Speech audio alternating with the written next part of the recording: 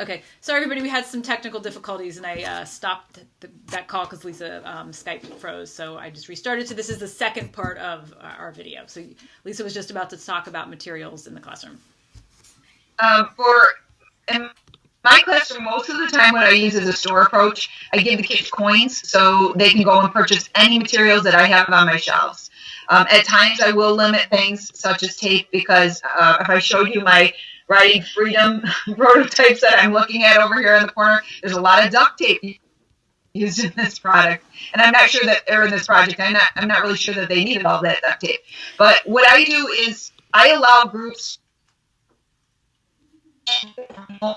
like the only thing that is actually I've had kids in the past who wanted to bring in toys that move that they can attach their project to, and obviously that's giving them an edge. So I try to keep it just things that they can bring at home that are more craft supplies. And that seems to, be working out well in my class. But I do like the store approach because what that does is it makes them really think, okay, so say I give them 5 points. You can use 5 different materials. There may not be a limit on specific materials on how much they could use of each item, but they're really putting a lot of thought into why they're choosing the materials they're choosing. Great, thanks. All right, so we're going to go into the next 2 weeks, and I just actually want to circle back to Mike's discussion that I'll have it on a link to it on this week's assignments, but then I'm also going to put it on the main page. So right where there's like things that you're sharing, above that we'll put in this general discussion thread. So for the next 2 weeks, everything due on March 21st, you're going to go back to that planning document, and you're going to have filled out sections 1 through 7 by then. You'll have thought about much of this with the previous assignments, and this is to get you to think about more specifics and things that students may be thinking and doing. So again, we're starting to get you to anticipate what they may be doing. This is helpful so you don't feel like you have to come up with ways to be attentive on the spot. Part of what we want you to do is being responsive to students in the moment. This is sometimes really hard, especially, you're working with a lot of students. But the more you've pre-thought about what may happen, the easier it is in the moment. So we're just trying to do that as much as possible throughout. You're going to be reading a chapter on a 4th grade classroom, which is Trudy Ederle, Swimming the English Channel. Throughout this chapter, there's sort of boxes to think about to help you frame the chapter and think about it a little bit, responsive. Try to put some of that responsive thinking in there.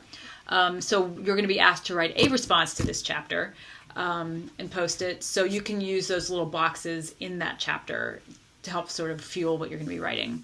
You're going to be watching a building video that is from students in this chapter, so you'll actually get to see some of them.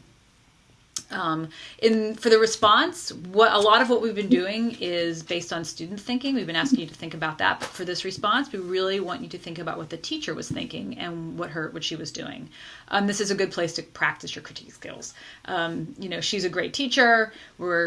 As we would say to the kids, we're not looking for necessarily the negative things, but maybe she could have done this differently, and throw out a response or a suggestion for what you think you could do.